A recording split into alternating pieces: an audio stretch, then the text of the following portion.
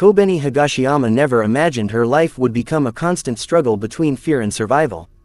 From the moment she was born, her story carried a strange mix of quiet tragedy, buried courage, and a fate that would eventually push her into a world she never wanted, devil hunting.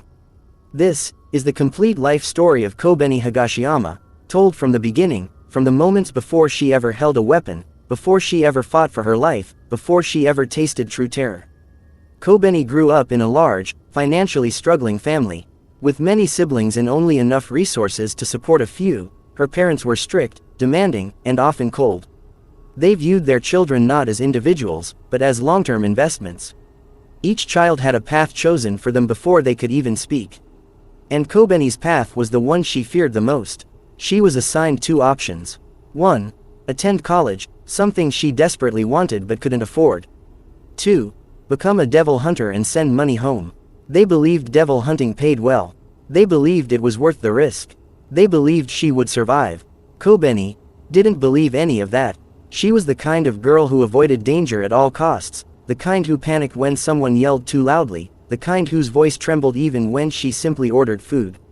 Asking her to face devils, creatures born from humanity's deepest fears, was like asking her to walk into fire without blinking. But her parents didn't care. Their words were cold, sharp, and final. If she didn't become a devil hunter, then one of her siblings, someone she cared about deeply, would be forced into a life even worse. That guilt broke her, so she accepted her fate. Her first day as a public safety devil hunter changed her forever. The moment she stepped into the agency building, everything felt wrong. The air felt too heavy. The lights felt too bright. The voices around her felt too loud. Everyone appeared calm, experienced, almost emotionless. Meanwhile, Kobeni's hands were shaking so badly she had to hide them in her pockets. But she didn't quit. She couldn't. The pressure from home weighed on her shoulders every second. She forced herself to breathe. She forced herself to smile. And she forced her legs to move forward, even when every cell in her body screamed at her to run away. That's where she met Aki Hayakawa, a senior hunter, quiet and composed. He didn't judge. He didn't mock. He simply observed, and that small mercy made her feel just a little safer. Not safe enough to relax, but safe enough to stand. Then she met Himeno, kind, confident, patient. Himeno smiled at her the way one would smile at a frightened animal. Not mocking, understanding. Himeno offered her gentle advice. Stay close, follow orders, don't panic, and you might survive. Kobeni nodded, pretending she understood, pretending she was brave enough. But she wasn't. Her first major assignment was the Hotel Devil incident. And this wasn't just a mission, it was a nightmare. Kobeni and her team were trapped inside a looped building, every hallway twisting into infinity. The devil feeding on their fear grew stronger with every passing minute. Kobeni's mind cracked, her breath shortened, every step felt like walking through a nightmare that refused to end. The devil demanded Denji's death. It promised freedom in exchange for his life. And Kobeni broke. She panicked. She screamed. She begged to leave. She blamed Denji for the situation even though she knew deep down he wasn't responsible. She even tried to attack him in desperation, driven entirely by terror, not logic. But that moment revealed something important about her. When the situation became truly impossible, when everything collapsed around her, she didn't stay frozen. She didn't run. She acted. She tried to do something, anything, to escape. And that spark, that tiny, hidden instinct for survival, was the one thing that kept her alive. After the incident, Kobeni felt like quitting.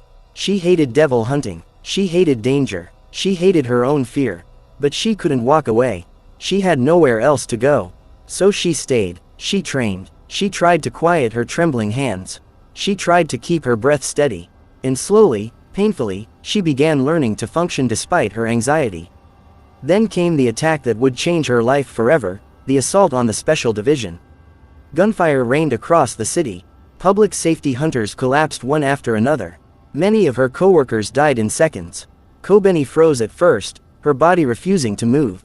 But when she saw her partner being dragged away, survival kicked in once more. She moved faster than she ever had. She dodged bullets without thinking. She grabbed a knife and fought back with a speed and precision no one expected from her. The assassins tried to shoot her, but Kobeni twisted, ducked, and counterattacked with natural instincts far beyond normal training. Everyone watching realized something about her that she herself never understood. Kobeni Higashiyama was incredibly skilled. Her reflexes were unbelievable, her movements sharp, her instincts near perfect. Deep down, beneath layers of fear and panic, she had the talent of a prodigy. The only thing holding her back was fear. But at that moment, fear became fuel. She saved lives that day. She fought off trained killers. She protected Denji when the assassins tried to steal him. She even chased one of them down with a calm, ice-cold determination none of her teammates had ever seen. But once the danger passed, she broke again. The reality of what happened, of how close she came to dying, hit her like a tidal wave. She cried, she screamed, she apologized. That was Kobeni's cycle. Break, survive, break again. Eventually, the emotional weight became too much. She quit the public safety division, choosing to work at a simple family restaurant instead. For a brief moment, her life was normal. She wore a uniform, she served food, she forced smiles. But life wasn't done with her yet. One night, Denji visited the restaurant with power.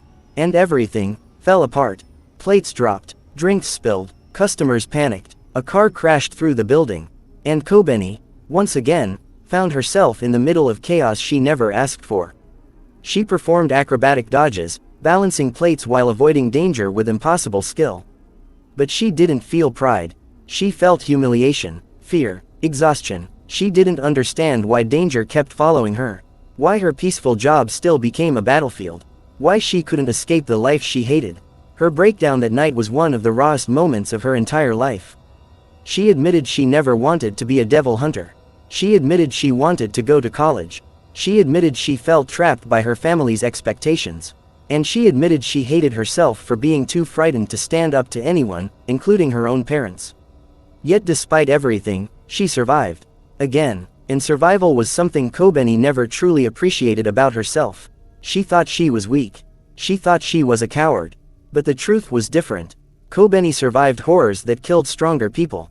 She saved teammates when veteran hunters failed. She reacted faster than trained assassins. She adapted under life-threatening pressure.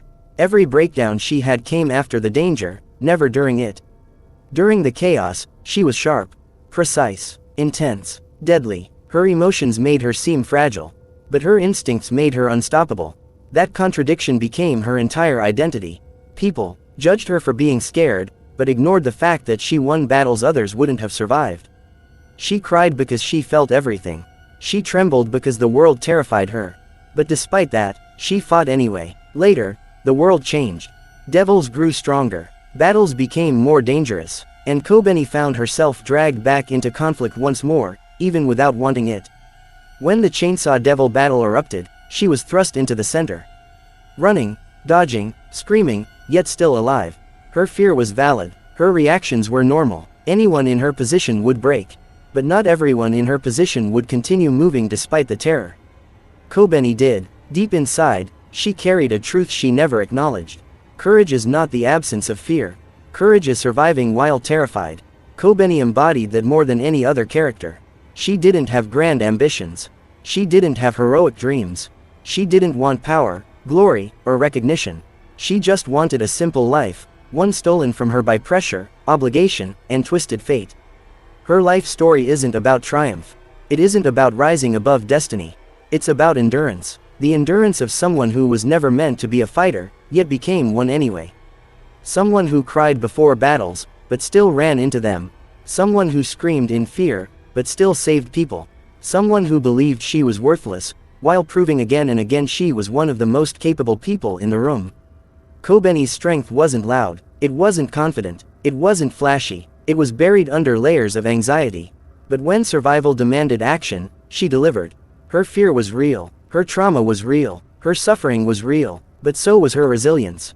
And that is why her story matters. She represents the people who struggle quietly. The people forced into roles they never wanted. The people who panic, who tremble, who overthink, but still try. The people who don't see their own strength until the world forces it out of them. Kobeni Higashiyama didn't choose her life. She didn't choose devil hunting. She didn't choose battles, monsters, or violence. She didn't choose any of it.